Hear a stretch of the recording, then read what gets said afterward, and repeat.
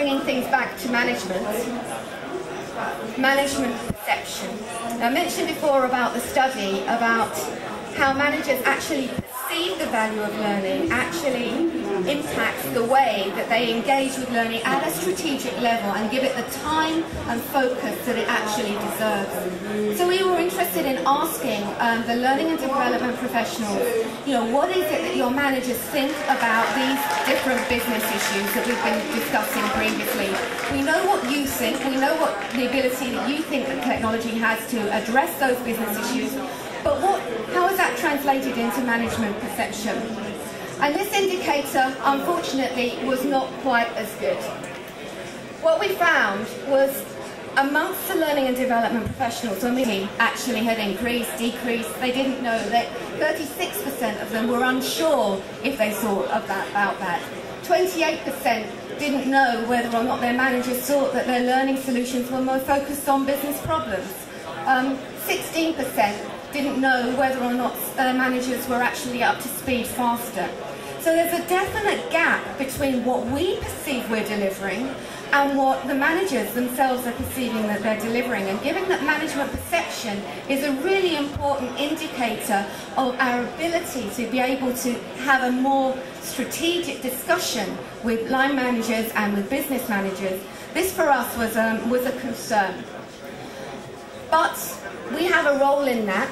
We can influence a perception. So we did ask them, what is it that you report back to your managers?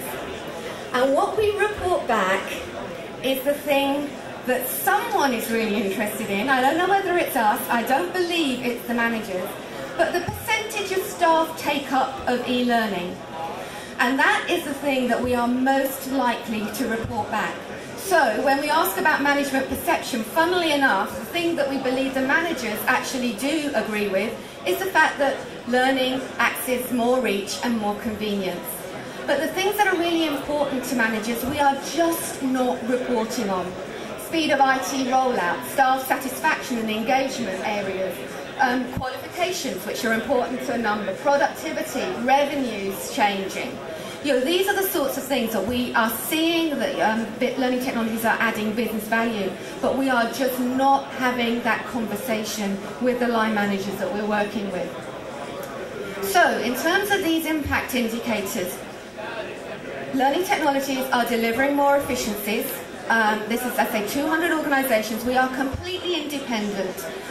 We put this out to organisations who are using learning technologies via ourselves, via a number of our partners like Build, eLearning Network, eLearning Age magazine, and a number of other providers as well. But there was no influence on these results. And so the fact is, learning technologies are delivering really strong statistics that we should be taking advantage of.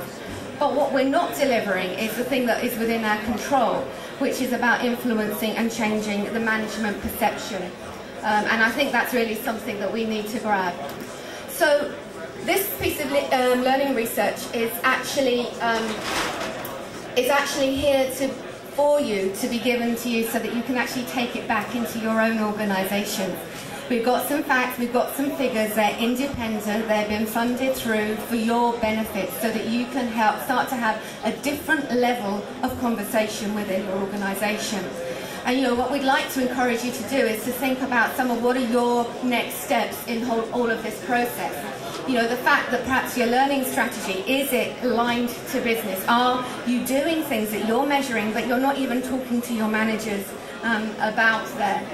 Find out what's possible, what's not. Hopefully these statistics will help you be realistic in your expectations of what learning technologies can deliver to you and your business. We're not hyping up here, we're talking about realistic, grounded facts and figures that you can use with confidence within your own organisation. We'd ask you to look beyond these numbers, to look beyond into effective implementation, into using the right tool for the right job. But we also would ask you to think about letting these numbers talk for you in terms of helping you to build your business case and have a different type of conversation, perhaps not just with your managers, but also with your providers and your suppliers as well.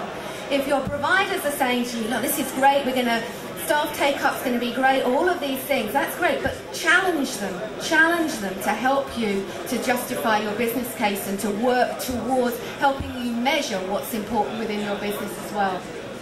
We'd ask you to focus on your own impact measures. Not necessarily a full return on investment study, that's not always necessary, but having the discussion, having the conversation, thinking about things from a business perspective. And we'd also ask you to share your successes as well.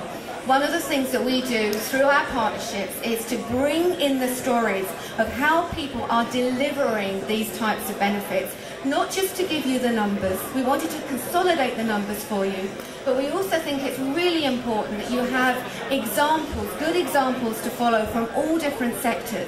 And certainly the work that we've been doing with Vector, the work that we're supporting the eLearning Age magazine, is that we're constantly, on an ongoing basis, bringing these stories together to help inspire you and for you to inspire others within your organisation as well. So lots of material is actually available for you. So you can find out more. We've got a summary piece of literature that is brand new for the show, that looks at some of these statistics. It's only a few of them, but it also looks at the other study that we mentioned before about delivering results, which is the gathering together of 50 case studies and the themes around that. So both of these are free resources that you can download and take away, and the action points are in here as well. We hope that this information is useful. We hope and believe that it's actually quite unique. We've looked at studies in the States and studies and we don't think that this piece of work has actually been done before in the industry.